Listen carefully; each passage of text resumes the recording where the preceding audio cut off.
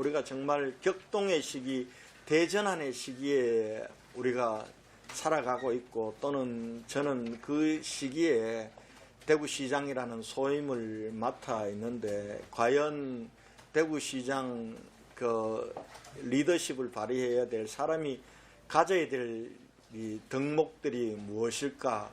공직자로서 가져야 될 그러한 자세가 무엇일까? 이렇게 놓고 본다면은, 지난 5년 전에 제가 대구시장을 맡았을 때 저는 대구를 기존에 해왔던 방식대로는 안 된다.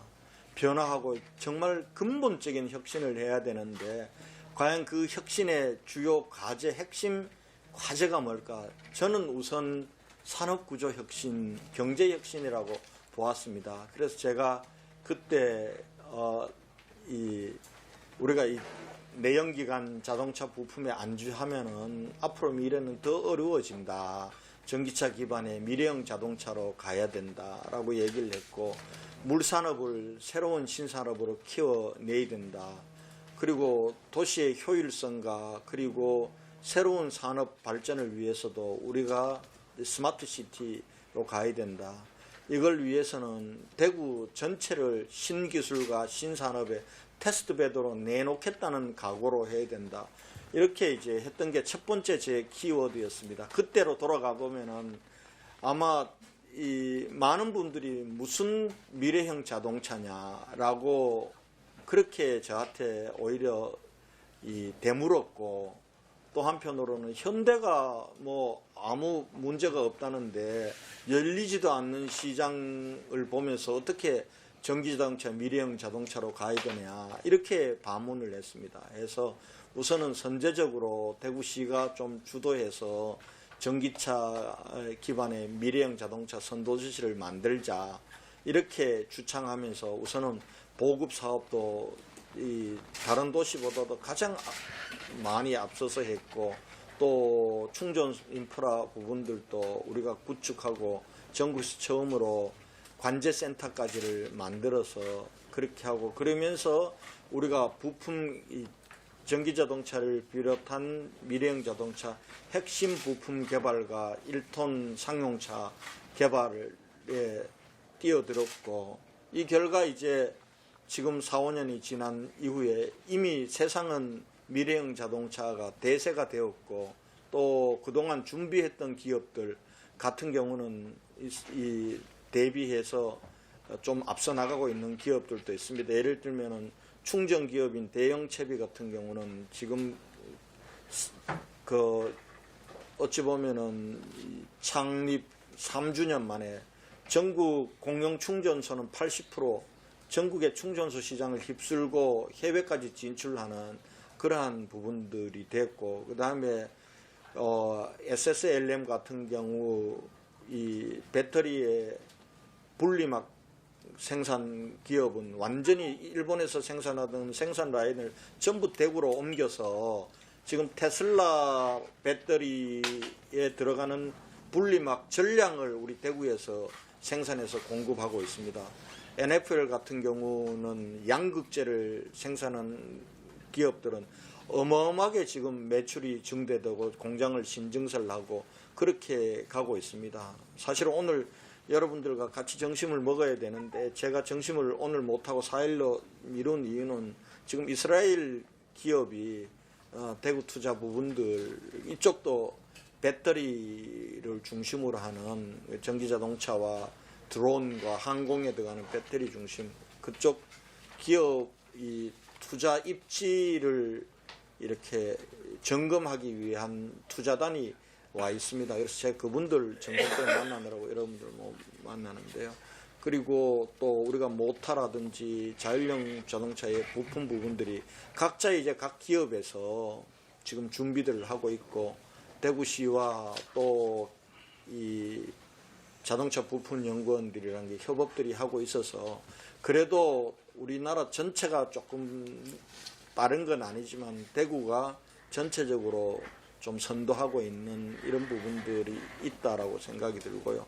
그 다음에 물산업 하자고 그랬을 때 솔직히 말하면 물이 산업이 된다는 걸 아무도 동의하지 않았습니다. 심지어 국회 특정 정당 대표 같은 경우도 물이 무슨 산업이 되냐고 정수기 사업 하려고 그러냐고 할 정도로, 그러나 지금 이제 국가물산업 클러스터는 완성이 돼서 오늘부터 가동이 됩니다. 작년에 여러분들 한국물기술인증원을 가지고 아무 물에 대해서 관심이 없던, 물산업에 대해 관심이 없던 광주와 인천이 서로 뛰어들고 그래서 물이 산업이 된다는 것도 이제는 분명해졌고, 또 그런 바탕 위에서 대구의 물산업 부분들이 나갈 수 있습니다. 스마트시티 제가 주창할 때 아무도 관심을 안 가졌지만 정부가 그 다음 해에 스마트시티를 국가 전략산업으로 설정하고 우리가 미리 좀 준비했기 때문에 정치적으로는 우리가 환경이 유리하지 않습니다. 유리하지 않지만은 그래도 준비한 도시에 정부가 패싱을 할 수는 없습니다. 그래서 스마트시티 실증도시 부분들도 저희 대구가 선택이 되고 지금 1,600억 원의 국비 부분들이 투입되는 그러한 것들을 할 수 있다. 이런 것들을 놓고 보면서 저는 우리가 시대의 흐름을 분명히 알고, 그리고 미래에 대한 비전과 목표를 가지고, 그리고 정말 이 치밀한 전략 하에서 포기하지 않고 인내하면서 나아가면은 저는 새로운 시대와 새로운 역사를 우리 만들어낼 수 있다. 이것이 지난 5년간 배운 대구시정을 통해서 배우고 확인했던 저는 소중한 성과다, 이렇게 생각을 하고 있습니다. 지금 공학 문제도 마찬가지입니다.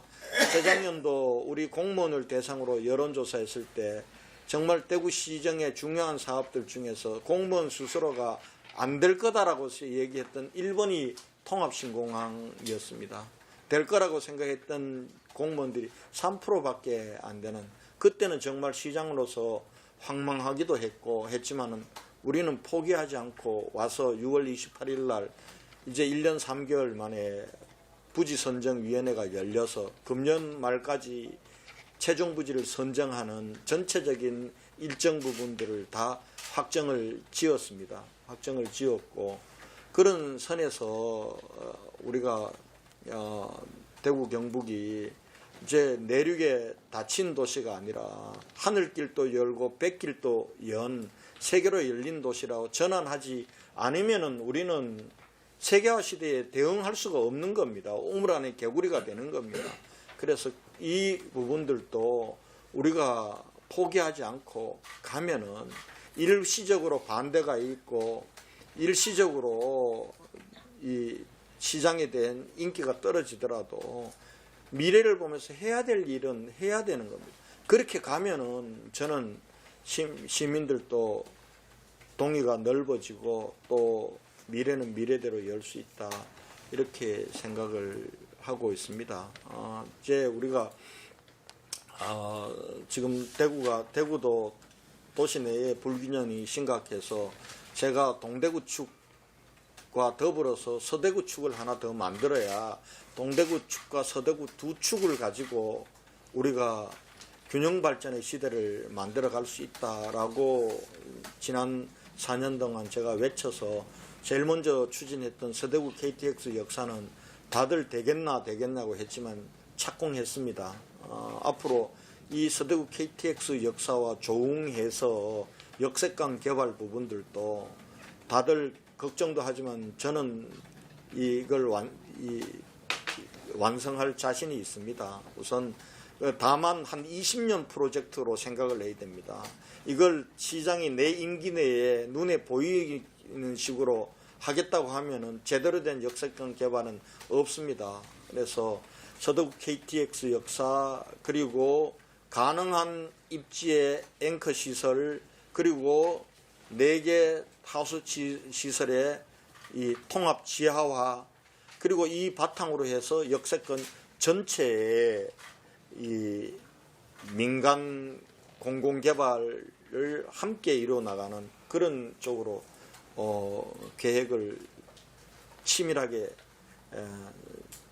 세워서 그렇게 나가서 반드시 우리가 대구의 균형 발전의 시대도 이루고 새로운 성장축을 만들고 하는 일들도 지금 많이 성큼성큼 나가고 있고 앞으로 더 눈에 보이는 변화 부분들을 보게 될 거라고 그렇게 생각을 합니다. 그래서 이런 과정들이 속에서 우리가 어렵지만은 분명한 비전과 목표, 치밀한 전략, 그리고 포기하지 않는 그런 추진력으로 가면은 성공할 수 있다.